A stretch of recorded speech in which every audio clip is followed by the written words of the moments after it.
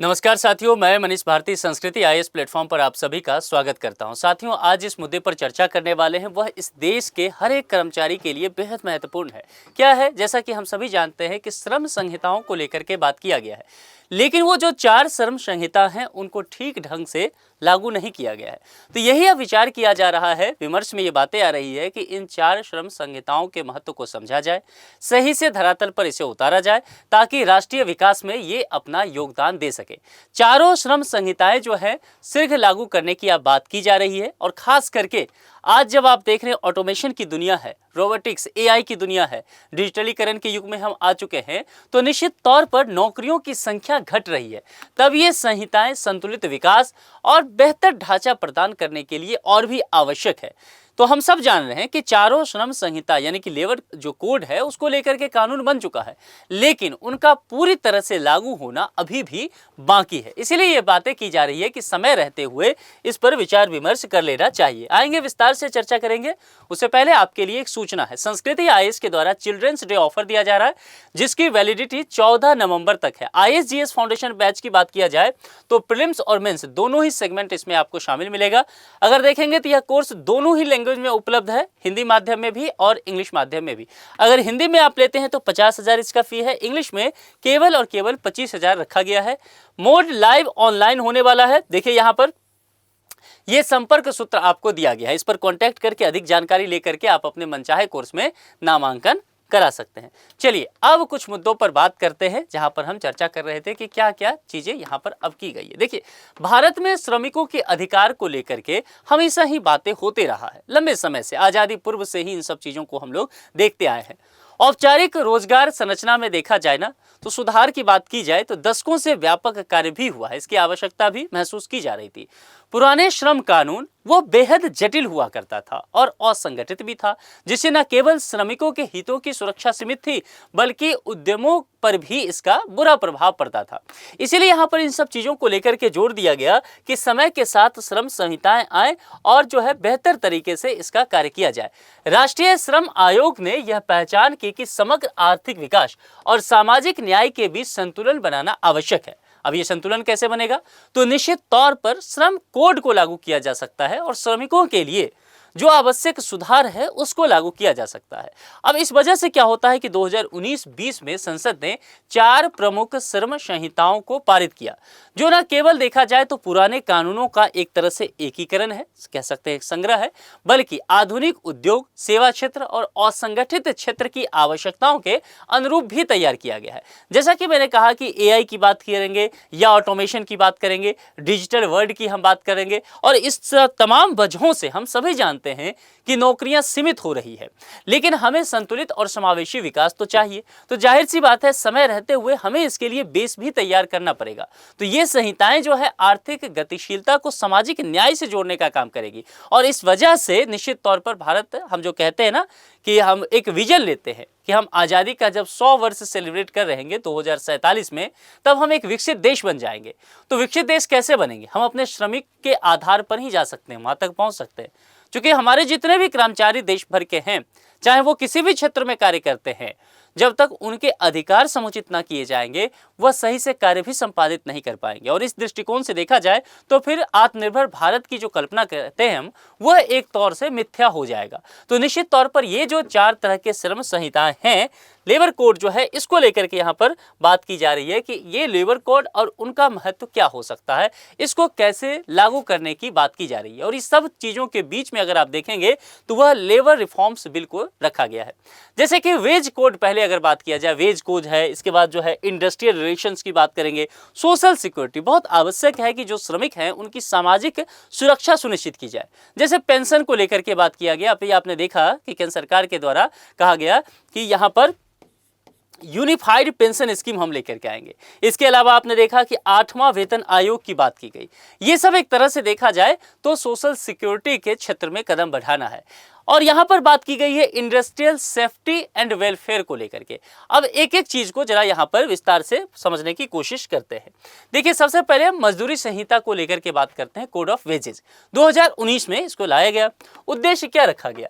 यह सुनिश्चित करता है कि हर श्रमिक को न्यूनतम वेतन मिले और उसे श्रम की गरिमा के साथ सम्मानित किया जाए। कि कोई भी व्यक्ति अगर कार्य करता है तो कम से कम सैलरी उसकी कितनी होगी यह तय कर दिया जाए। इसके अंदर कुछ विशेषताएं रखी गई, जैसे कि न्यूनतम वेतन जो है उसका सार्वभौमिकरण किया गया, यानी कि सभी क्षेत्रों में उसे लागू किया गया, संगठित हो तब भी, असंगठित श्रमिक हो तब भी, सभी पर लागू किया जाएगा।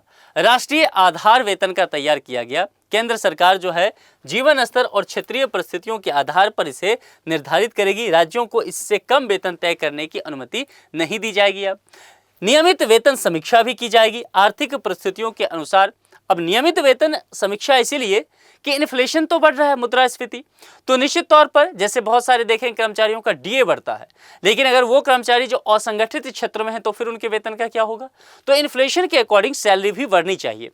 विवादों में प्रमाण प्रस्तुत करने का भार जो है वो नियोक्ता पर होना चाहिए। कुल मिलाकर के देखा जाए तो यह संहिता वेतन असमानता को घटाने के लिए लाया गया, श्रमिकों की आय सुरक्षा को बढ़ाने के लिए लाया गया और उनके जो अधिकार हैं उसकी कानूनी मान्यता देने के लिए लाया गया। इसीलिए ये बेहद महत्वपूर्ण है, लेकिन इसे सही से लागू किया जाए तब तो। सामाजिक सुरक्षा संहिता 2020 ये किस उद्देश्य से आया था? यह संहिता आया था कि भारत में जन कल्याण और सामाजिक सुरक्षा के सबसे समावेशी प्रयासों में से एक इसे माना गया। मुख्य विशेषताएं क्या है? 9 प्रमुख कानूनों का इंटीग्रेट किया गया, एकीकरण कर दिया गया। जैसे कि समझिए यहाँ पर कर्मचारी भविष्य निधि अधिनियम, कर्मचारी राज्य बीमा अधिनियम, प्रसूति और मातृत्व लाभ, ये महिलाओं के लिए तमाम तरह के ऐसे कानून हैं जिनको इकट्ठा किया गया। अब यहाँ पर आपने गिग श्रमिकों के विषय में समझा होगा। आप फूड ऑर्डर करते हैं जोमेटो से, तो डिलीवरी बॉय जो काम कर रहे हैं वो क्या है? वो गिग वर्कर है और संगठित क्षेत्र में कार्य कर रहे हैं। आज अगर उनको तबीयत खराब हो जाए, उनका वो बीमार पड़ जाए, तो कल उनका क्या होगा नहीं पता है, ठीक है। तो जाहिर सी बात है गिग श्रमिक और जो असंगठित क्षेत्र के श्रमिक हैं इनको राष्ट्रीय कार्यबल में कैसे शामिल किया जा सकता है, इस पर जोर दिया गया। प्रत्येक श्रमिक को विशिष्ट सामाजिक सुरक्षा कैसे प्रदान की जाएगी, जैसे स्वास्थ्य बीमा, पेंशन और मातृत्व सहायता जैसी सुविधाओं में प्रत्यक्ष वितरण कैसे संभव हो पाएगा। और इसका महत्व क्या रखा गया? सामाजिक सुरक्षा संहिता का महत्व क्या है? यह संहिता सभी श्रमिकों को सामाजिक सुरक्षा के दायरे में लाएगा और उनके जीवन को सुरक्षित और सम्मानजनक बनाने की कोशिश करेगा। लेकिन फिर से वही बात है कि कानून है लेकिन उसको धरातल पर लाना दूसरी बात है, तभी ये दिखेगा इसका उद्देश्य। तीसरा, व्यावसायिक सुरक्षा, स्वास्थ्य और कार्यदशाएं संहिता, यह भी 2020 में आता है। इसका उद्देश्य क्या रखा गया? कार्यस्थल पर श्रमिकों की सुरक्षा, स्वास्थ्य और गरिमापूर्ण कार्य परिस्थितियों को सुनिश्चित करने की यह बात करता है। इसके अंदर मुख्य विशेषताओं की बात करेंगे तो देखिए यहाँ पर यह बात किया गया कि कोई भी इंडस्ट्री है, प्रतिष्ठान है, उसकी परिभाषा का विस्तार किया जाए, यानी कि लाखों श्रमिक जो है इस सुरक्षा कानून के दायरे में फिर आते हुए नजर आएंगे। कोई भी श्रमिक अगर कहीं पर भी कार्य कर रहा है तो अनिवार्यता उसको नियुक्ति पत्र मिलनी चाहिए और उसमें नियुक्ति पत्र में भी कुछ बातें हो कि उसका पदनाम हो, वह किस श्रेणी में है, उसका वेतन कितना है, सामाजिक सुरक्षा विवरण क्या है, वो सब उसमें शामिल किया जाए। इसके अलावा निःशुल्क वार्षिक स्वास्थ्य जांच, क्यों यहाँ पर देखिए क्या लिखा हुआ है, स्वास्थ्य को लेकर के भी चर्चा तो किया गया व्यावसायिक सुरक्षा के साथ साथ। तो यहाँ पर स्वास्थ्य जांच की बात की गई है, वो भी निःशुल्क वार्षिक आधार पर, और ये जिम्मेदारी नियोक्ता की होगी कि किसी वित्तीय बोझ के बिना सुरक्षित कार्यस्थल भी उसको आप मुहैया कराइए, स्वास्थ्य व्यवस्था की व्यवस्था कीजिए। महिलाओं के दृष्टिकोण से देखें तो लैंगिक समानता पर बात की गई है। महिला श्रमिक जिस भी कंपनी में काम कर रही हैं, अगर नाइट शिफ्ट में काम करती हैं तो नाइट शिफ्ट में उनको अनुमति मिलनी चाहिए। जैसे दिल्ली गवर्नमेंट ने पिछले कुछ दिनों पहले आपने देखा होगा कि दिल्ली में महिलाएं नाइट शिफ्ट में काम कर सके, इसकी इजाजत दिया कुछ टर्म एंड कंडीशन के साथ। कल ही बीते दिन जो है उत्तर प्रदेश सरकार ने भी इस काम को किया है। नाइट शिफ्ट में महिलाओं को काम करने की इजाजत दी गई है और कहा गया कि अगर ओवर टाइमिंग करता है तो दुगुना सैलरी भी दी जाएगी, ट्रांसपोर्टेशन की सुविधा होगा, सीसीटीवी कैमरा होना चाहिए, यानी कि तमाम तरह के सुरक्षा के मानक अपनाने चाहिए और लैंगिक समानता को बढ़ावा देना चाहिए। तो ये इसका महत्व क्या हो गया?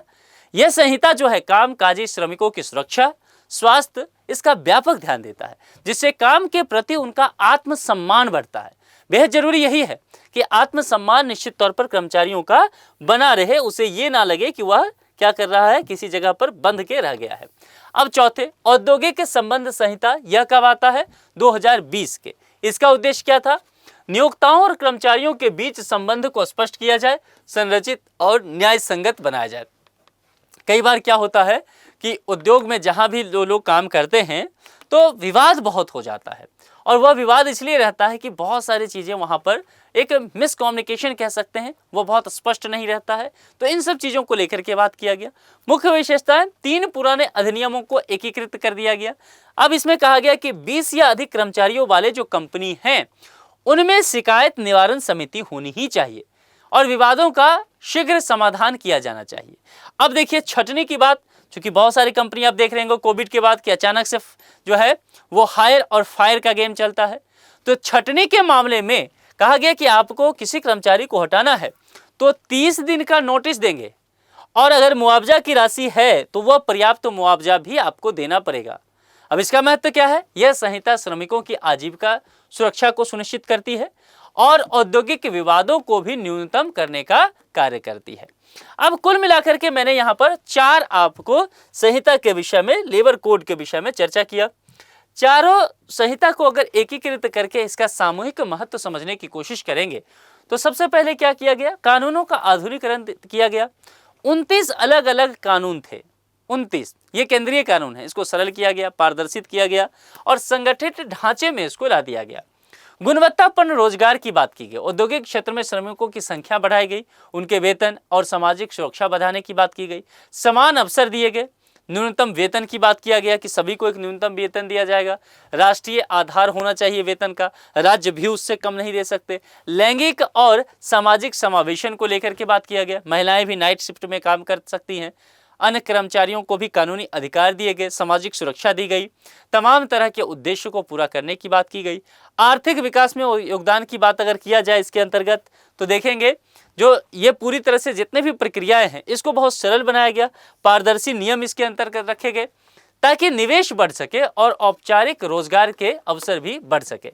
अगर इन पूरे डिबेट को देखते हैं हम तो निश्चित तौर पर निष्कर्षतः क्या कह सकते हैं कि ये जो भी संहिताएं हैं ये चारों, निश्चित तौर पर इसका उद्देश्य तो बहुत बेहतर है, महत्व भी समझ में आता है, लेकिन यह निश्चित तौर पर लागू कब हो सकता है? जब इसको धरातल पर लाया जाएगा। सामाजिक न्याय की बात करना अलग बात है, आत्मनिर्भर राष्ट्र बनना अलग बात है, लेकिन वो तब हो सकता है जब आप अपने कानूनों को धरातल पर लाएं। तो अंतर्राष्ट्रीय अनुभव यह कहता है कि श्रम सुधारों से विकासशील देशों में औपचारिक रोजगार, निवेश और समग्र आर्थिक प्रगति हुआ है। इसलिए भारत के लिए भी यह आवश्यक है कि इन संहिताओं का शीघ्र और प्रभावी क्रियान्वयन कर दिया जाए। अब यहाँ पर एक प्रश्न आपके लिए है, उसका जवाब आप कमेंट बॉक्स में लिख करके देंगे। न्यूनतम वेतन का सार्वभौमिकरण किसका हिस्सा है? क्या वो सामाजिक सुरक्षा संहिता का है, या फिर औद्योगिक संबंध संहिता का है, या फिर मजदूरी संहिता का है, या फिर व्यावसायिक सुरक्षा संहिता का है? ठीक से समझ लीजिए, न्यूनतम वेतन, मिनिमम वेजेस की बात की गई है और उसमें कहा गया है कि इसका सार्वभौमिकरण किसका हिस्सा है। वो 4 जो संहिता है उसमें से न्यूनतम वेतन किसके अंतर्गत बात की गई है। ठीक है, मामला समझ में आ गया? तो ये आप जवाब क्या करेंगे? कमेंट बॉक्स में लिख के देंगे। और यदि ठीक से आपने लेक्चर को सुना होगा तो मैंने प्रश्न का जवाब लेक्चर में ही आपको बताया हो, तो आप जरा बताइए और आप मुझे बताइए कि आपको क्या लगता है कि ये 4 जो लेबर लॉ देश में लागू किए जाते हैं, जो कानून बन के तैयार हैं, तो इस देश में कर्मचारियों की स्थिति कितनी बेहतर हो सकती है। खास करके कॉर्पोरेट क्षेत्र में कार्य करने वाले जो लोग हैं वह जरूर अपनी बातों को यहाँ पर रखें। आज के लिए इतना ही। जुड़ने के लिए आप सभी का बहुत बहुत शुक्रिया। यदि अभी तक आपने संस्कृति IAS चैनल को सब्सक्राइब नहीं किया है तो प्लीज सब्सक्राइब जरूर कर लें। Thank you so much.